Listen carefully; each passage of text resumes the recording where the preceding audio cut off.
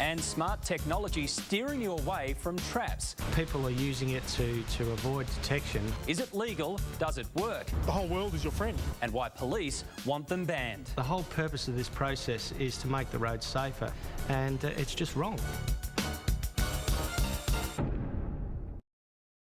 In the constant battle against speeding and drink drivers on our roads, governments and police have employed new technologies like digital speed cameras and red light cameras, but they struggle to keep up with technology helping drivers avoid getting caught. Jonathan Creek reports the latest is as handy as a mobile phone, and it's outraged police and road safety campaigners. It's just counterproductive, and it's just wrong. Trapster is not helpful. In the past, it was a matter of just flashing your headlights. Now, the cat and mouse game between drivers and the police, when it comes to avoiding booze buses and speed cameras, has gone high-tech. And all you need is a smartphone. This is Trapster, a controversial upgrade available for mobile phones.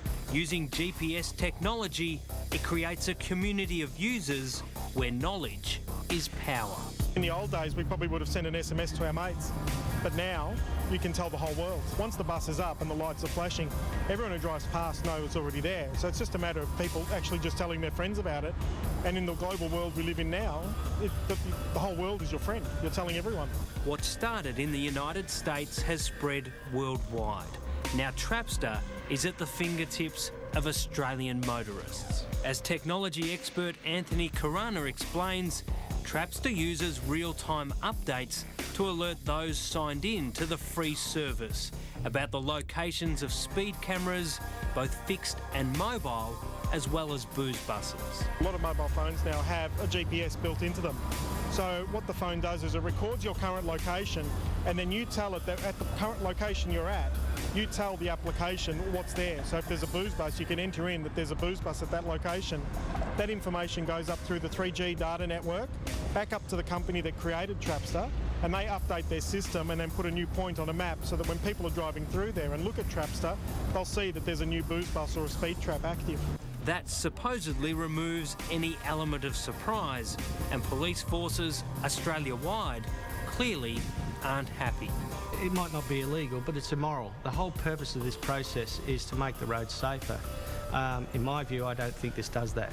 Inspector Martin Borman from the Victoria Police Traffic Unit is concerned Trapster will encourage motorists to try their luck with a false sense of confidence. The issue with drinking and driving is that people are using it to avoid detection, which indicates that they are affected by alcohol.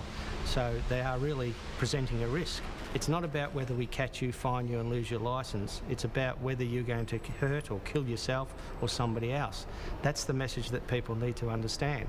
It's dangerous and they shouldn't do it. It's definitely not foolproof.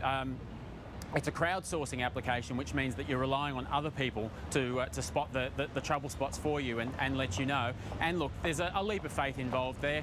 Steve Colquhoun is editor of the Age newspaper's Drive magazine. He's been using Trapster in the name of research for the past week. It's definitely got the potential to be a distraction for drivers. There's a lot of things going on inside the modern car environment at the moment. You've got your satellite navigation, you've got your mobile phone, your MP3 player, and now you've got applications like Trapster just claiming the driver's attention and taking it away from the road. So we too decided to put Trapster to the test, driving around Melbourne's CBD until we were sent an alert. We're driving along Beach Street, Port Melbourne at 20 to 10. Now, we know that there's a booze bus coming up and it's been there since 8 o'clock, but the Trapster isn't telling us anything. The super software failed at the first hurdle. Despite hundreds of drivers passing through the booze bus, no one told Trapster. So there was no warning. Round one to the police. It did, though, warn us about fixed cameras, and later the location of police 2 kilometres away outside Crown Casino. They were attending the scene of an accident. There may be some wonderful applications for that type of technology, perhaps for locating the best restaurant to eat at, or where you can get the cheapest pizza, those sorts of things.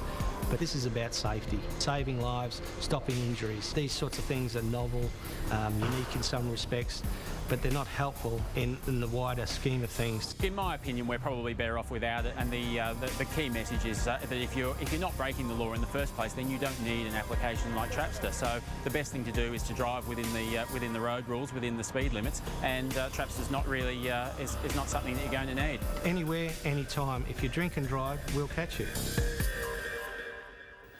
That's Jonathan Creek reporting. This is Today Tonight.